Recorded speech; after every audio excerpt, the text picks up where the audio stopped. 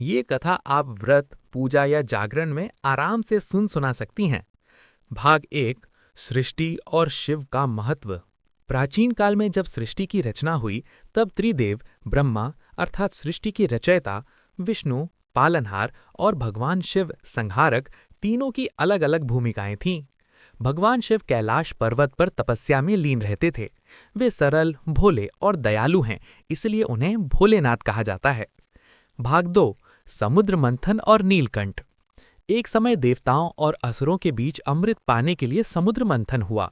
जब मंथन शुरू हुआ तो सबसे पहले भयंकर हलाहल विष निकला। उसकी ज्वाला से तीनों लोक जलने लगे। देवता भागकर शिवजी के पास गए। सृष्टि की रक्षा के लिए शिवजी ने वो विष पी लिया। माता पार्वती ने तुरंत उनके कंठ को पकड़ लिया ताकि विष नीचे न जाए। विष कंठ में ही रुक गया और उनका गला नीला हो गया।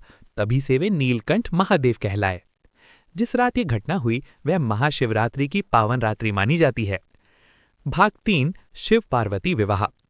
पिछले जन्म में माता पार्वती सती थीं, जिन्होंने अपने पिता के यज्ञ में अपमान सहकर अग्नि में देह त्याग दी थी। अगले जन्म में वे पर्वतराज हिमालय के घर जन्मी और शिवजी को पति रूप में पाने के लिए कठोर तपस्या की। हजारों वर्षों की तपस्या के बाद शिवजी प्रसन्न हुए और विवाह के लिए तैयार हुए। उनकी बारात बड़ी विचित्र थी, भूत प्रेत गण और नागों से सजी हुई। लेकिन अंत में शिवजी ने सुंदर रूप धारण किया और माता पार्वती से विवाह किया। कहा जाता है कि ये दिव्य विवाह भी महाशिवरात्रि की रात हुआ था। भाग 4, ज्योतिर्लिंग की कथा। एक बार ब्रह्मा और विष्णु में विवाद हुआ कि कौन श्रेष्ठ है। तभी एक अनंत अग्नि स्तंभ प्रकट हुआ। विष्णु नीचे की ओर गए और ब्रह्मा ऊपर की ओर, लेकिन दोनों को उसका आदि अंत नहीं मिला। तब उस अग्नि स्तंभ से शिवजी प्रकट हुए और बताया कि वही परम तत्व हैं। इस घटना की स्मृति में महाशिवरात्रि पर शिवलिंग की पूजा की जाती है। भाग 5, शिकारी की कथा। एक बार एक शिकारी जंगल में शिकार की तलाश में गया। रात हो गई तो वो एक पेड़ पर चढ़कर बैठ गया।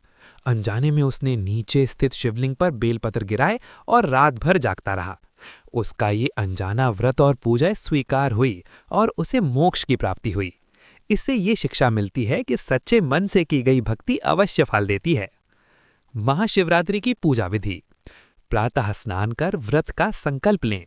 शिवलिंग पर जल, दूध, दही, शहद और बेलपत्र अर्पित करें। ओम नमः शिवाय मंत्र का 108 बार जाप करें।